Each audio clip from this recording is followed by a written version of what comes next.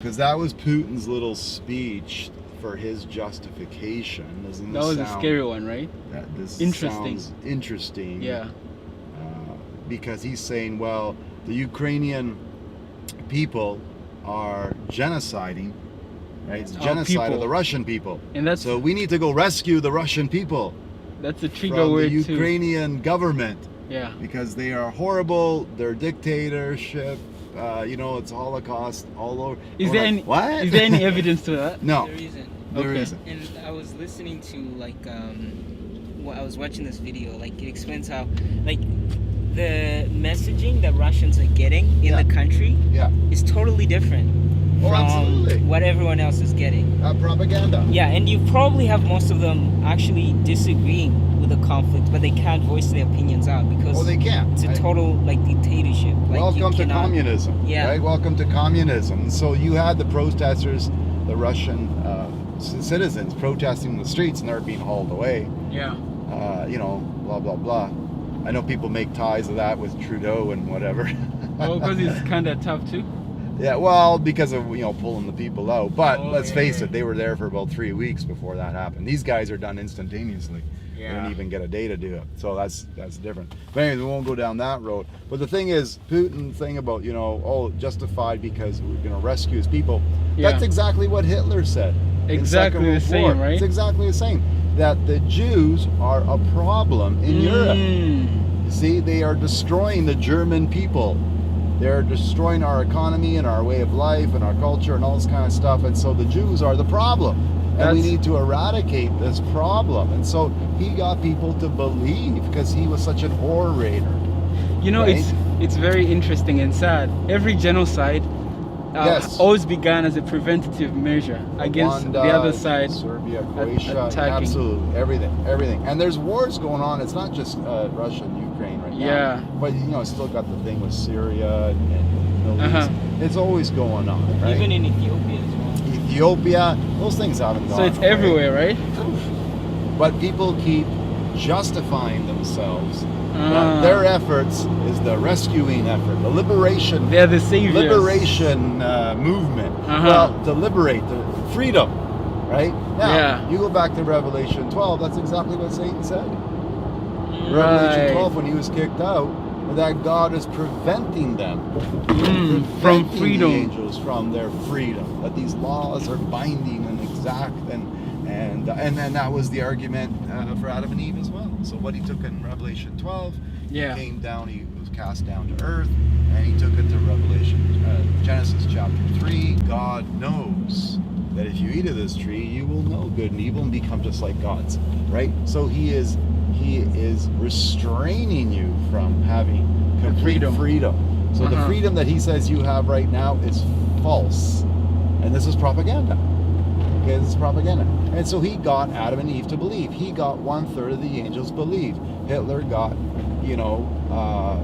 portion of his country, of the country to believe. And That's Holocaust crazy. ensued.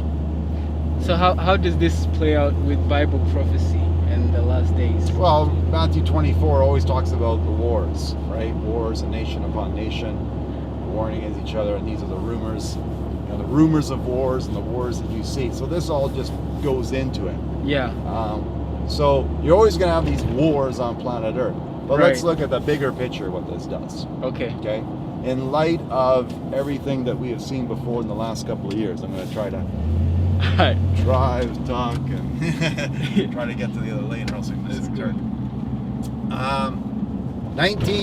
We go back to mid-1915, 1916, 1918 really was the last pandemic. Okay. 103 years ago, 104 years ago now, New Year. Is that the Spanish? What did we have? We had pandemic, followed by First World War, followed by Great Depression, less than 10 years later, right? Followed by, 15 years later, Second World War. What's this? Oh boy, big accident. No kidding. Oh boy. So, and notice how the big accident, oh my goodness, the truck just flipped right over. Oh, that's bad. That's a big truck. That's the cargo crazy. of the semi. Look at that. So he must have hit the divider. It's like it's only the backside, right? Completely blocked off. Oh, look at that. That's where they hit. See where he hit? Oh no. You can see the guardrail. It's not part of our Bible prophecy, but you can see the guardrail taken out. Yeah.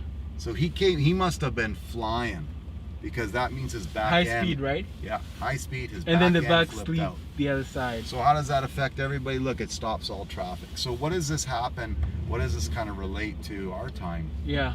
When an accident like this happens. So when you have what separates this war from other wars is because it's a superpower, right? You got Russia wanting to become its own superpower yet again. And dominate the whole world back again. to the 1980s. And That's so crazy stuff. what I said, where was I? Great Depression, then we had First World War, and then, years later after that, Second World War. So these things, like, we just had a pandemic. So what's after the pandemic? World War. So are you saying there's a pattern? There's a pattern, right? This is the devil's script. This is the devil's template. Because the devil can only do so much. He keeps repeating the same thing, right? Himself. You see that in the fashion world. Guys, what you guys are wearing nowadays, there's nothing that's new what I was under wearing the sun. in the 80s. That was the fashion of the 80s. The really tight-fitting blazers and suits, short pants, and you'd have to show your socks too, and then that was kind of the style, right? So yeah, absolutely. It was the 80s, because that was kind of like, and that precluded the whole punk rock scene, right? It was that whole thing. So yeah, and my mom would cry, oh, you're dressing so abnormally, but yet it's the style now. So it was the 80s. It was the 80s. So when they say nothing is new under the sun, it includes the devil, right? Just cycles. Okay. So we're seeing another cycle here of pandemic. Now we have a war. It could end up being like a world war, because you have all the West. All the world, like the NATO Russia. involved as well. Absolutely. You got all of NATO against. But see, Ukraine's not a NATO country. Ah, that's why, eh? They want to be. And so here's the big push. This is it's a struggle. What do you call it? Tug of war. Because if they were, then the NATO will be involved as well. Oh, absolutely. No, then they could protect them. Yeah, no, right? The U.S. would be involved. Right. The U.S. is kind of staying on the outside of it, feeding them through their western border. Right? So now the U.S. has its own problems.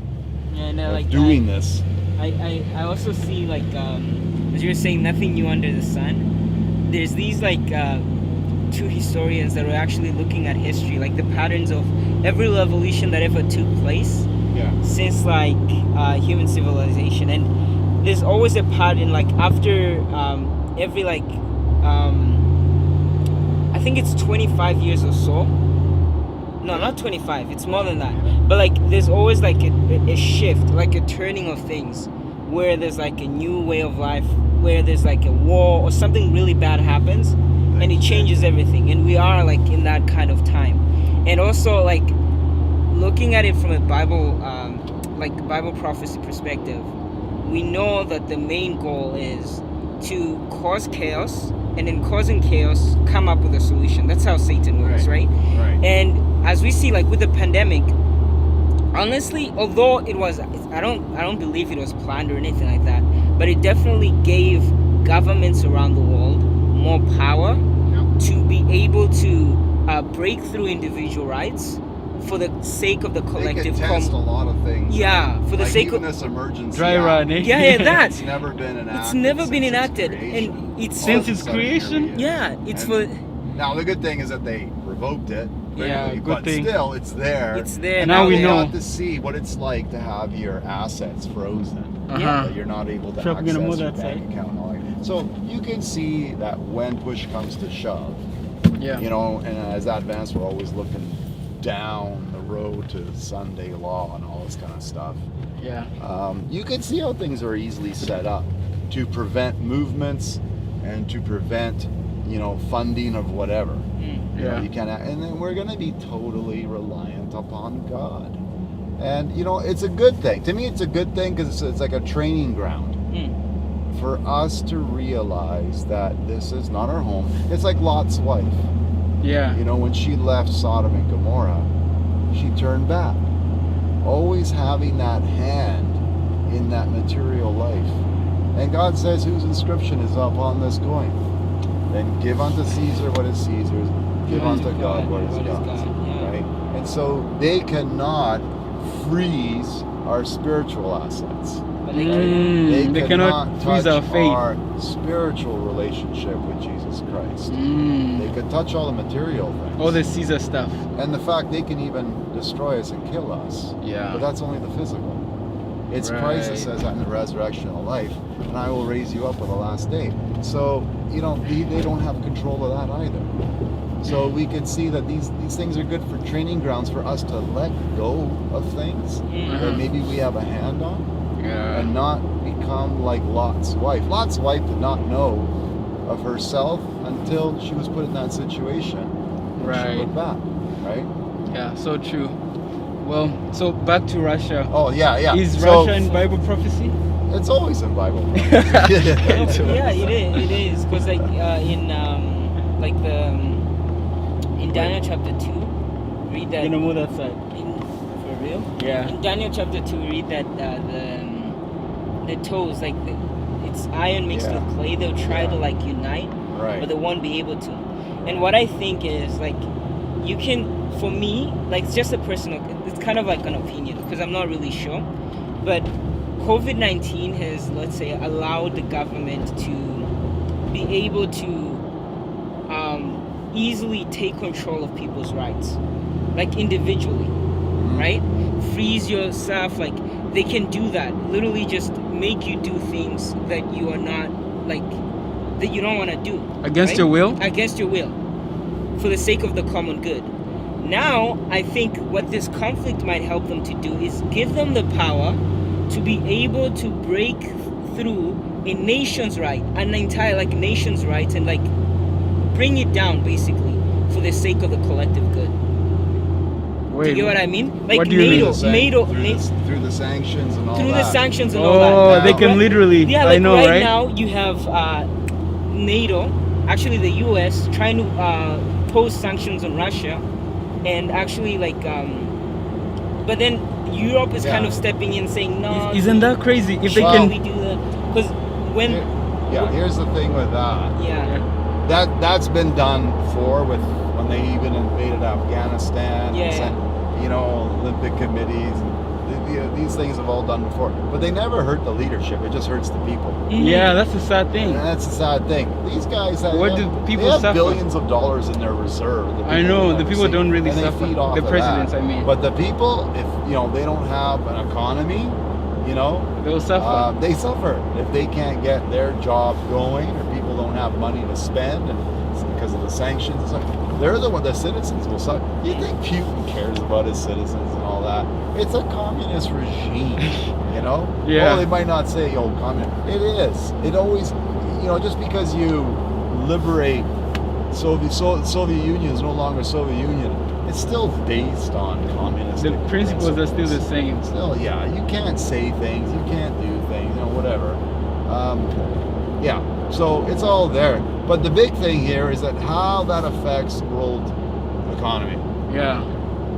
Because no nation is an island to itself, right? Right. So everybody relies on everybody else. Like Europe relies on the pipeline of Russia, their oil and stuff like that. So you can sanction them, but then you're kind of hurting the economy in Europe as well. So everybody's kind of tied in. So what does that do? Is it brings an economic crisis. Right.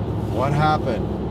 Go back to 1918. Pandemic, World War, Great Depression. So you see how these they're things also connected. And then you're always looking at what you said. I think it was you, James, that said it. Where's the solution to all this? Well, Vatican has been very quiet. Right now, right? We'll see what they say. Quiet. But we know that end times there's a church and state that comes about. Why? It's the solution to the problem. Exactly. Now, great controversy talks about the sin problem. Well, sin can be interpreted in so many different ways. Right. And this, because you have nation against nation in war, that is sin. So the morality issue, right? Yeah, moral issue. Moral issues come forth with a church and state union, and then everybody's together. So, this is the thing of, Russia wanting the Ukraine back. A lot of history there. Wanting the Ukraine back. Then you wonder how many of these guys are just it's just all part of the plan to bring the next step. Okay? Or is this just a war between you know, Russia and the Ukraine, which seems to come around every 20, 30 years kind of thing. Yeah, and because in 2014 there was something like that too. Right? Yeah. So I shouldn't say 20 years, but yeah, it's true, 2014. So it's just an ongoing thing of Putin not wanting to relinquish that property. Yeah. And because he doesn't want them to become part of NATO, because then they'll think, okay, if they get NATO, or NATO gets Ukraine, then Russia, U.S. is right there on their border. And they don't want them. No. So, like, there's this whole struggle between the two powers. So, and really, you know what, let's face it, this is all about economy, because there are other wars in this world that the U.S. are not involved in, and they don't care about. But this one they do care about. As Roderick said, it's because, one, they're a superpower. They want to remain in control. They don't want Russia to take over. So what does it sound like? Revelation 12, right? So true, yeah. They want to be the big guys. They don't want they don't want Cold War. They don't want 1980s all over again. I know. In the 1980s, it was all U.S. versus Russia. You know, it was all U.S. versus Russia back in the 80s, and that was the Cold War. Who was going to push the button first to nuke each other? And then Putin's comments on that, you know, oh, if the West tries to engage, there'll be consequences like, you know, the world has never seen before in its history. Why make that comment?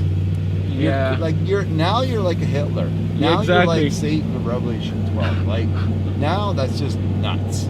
Yeah. You know, that means nuclear retaliation. Yeah. If you're doing that, the whole world's gone. Yeah.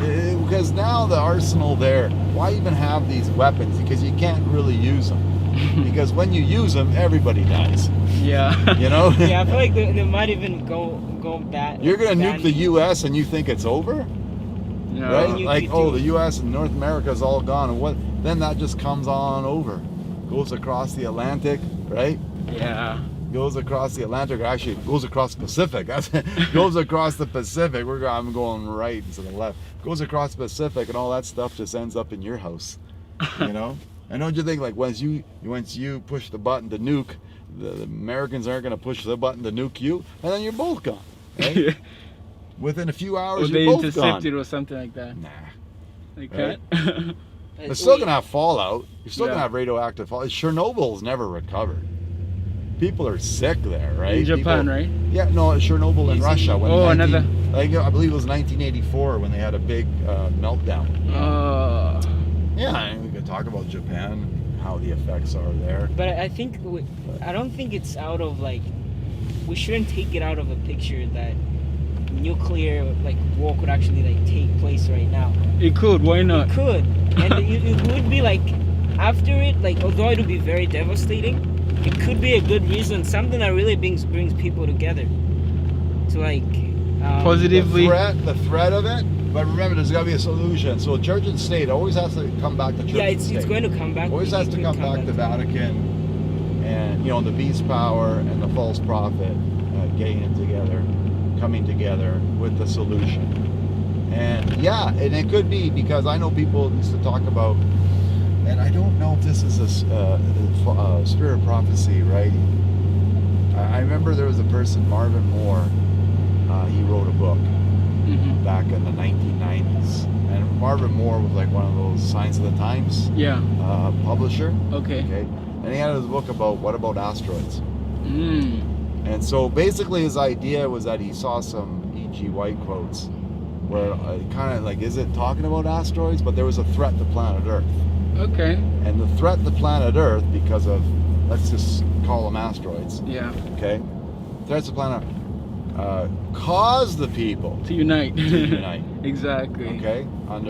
So if you say a nuclear fallout, like a nuclear attack, then is that like an asteroid that misses way? I see. And so the people say, yeah, get them, because it's almost like what we're seeing here is vaxxed, unvaxxed. Yeah, get them. Get them. Yeah, pull their assets. Blah blah blah. Like you can see the us and them mentality. Yeah. Right. So with this going on, can you present it in a way of an us and them mentality? That people give up rights in order for the common good to get Russia or it has to be a really stop big those threat, guys. Yeah, it has to be a threat. It has to be a threat to a person's life or lifestyle. Yeah, like change of everything. Lifestyle is the economy. Life is livelihood, daily. Yeah, asteroids, nuclear fallout, whatever. Something's got to come, because right now, if church and state, it's not going to be accepted. Yeah. Right. People are rebelling against what's been set up right now. Okay, look at the Freedom Convoy and all that kind of stuff, and you see the support not only in Canada, around the world. People were having demonstrations, and now there's one in the United States going from California to Washington. So there's a movement, right, against all the vaccine mandates and stuff like that. To just, we're done with this. Let's just get back life to normal. Whatever happens, happens. Yeah. I mean, I'm looking at some of the sporting events down in the States. There's nobody wearing masks. They're all like full capacity and everything. Yeah, right. They don't care. They're just going for it. And that's what they want. Don't affect my lifestyle anymore. So lifestyle and life are the two things that change people's minds. Yeah. So right now they're losing the control of the people. And the governments are kind of like going, well, we're going to have to kind of go along because we're going to lose favoritism with the people. Yeah. So again, very political. So, is the question, is Russia and Bible prophecy? Revelation chapter 18 is all about the lifestyle being lost. Okay, the merchants, the economy, all going down. So the gold and the silver, all going down. So it talks about the merchants, the sea merchants, and the ships, and the traders, and all, and it repeats it over and over and over again. We were doing a study. This will be our third. We won't be this Sabbath, but next Sabbath. Will be our third Sabbath, trying to get through Revelation 18. And I thought we were going to go through it so quickly because it's very repetitive. It just keeps saying the same thing. Yeah. But the discussion that arises is how this pertains to our world today when it comes to the economy. And how this whole thing is like, the economy is almost like there's like one button for the economy. And stuff like this just makes it go down. And then people say, look, the beast power. Okay. Yeah. The beast power did not hold up its bargain. They did not protect us. This is all their fault. And what it says is those that were caught in the beast power turn and rebel against the woman, right? And so they go against the beast power. Yeah, I remember that. Yeah, because they've lost everything, and the beast power is not protecting them. So it's a fraud. It's a false system. That becomes the end of papacy, or the beginning of the end. Absolutely. Well, no, that is the end. That is the end because the system, that's no longer church and state. Yeah. It's the result of church and state that has caused people to lose faith because they have not been protected. They've lost everything. Everything's tanked, and people are upset. Yeah. Blah blah blah. So So whenever you see these kinds of events, Bible prophecy, it's all part of Bible prophecy, right? Everything that happens under the sun, Bible prophecy. Everything is in the Bible. Well, guys, thank you so much. It just pertains to the fact that Christ is coming as our only solution. Yep. The only way we can get rid of all this stuff is Christ comes and wipes it all out. I know, right? Because man cannot manage humanity. Man cannot manage. They can't. They can't, because there's too much self-interest in it. Yeah, too much selfishness gets in the way. Whereas Christ can manage mankind because he's governed under love and sacrifice. Something we lack. And that's true freedom. True freedom is sacrifice. And it's been misinterpreted in all these different ways. Yeah.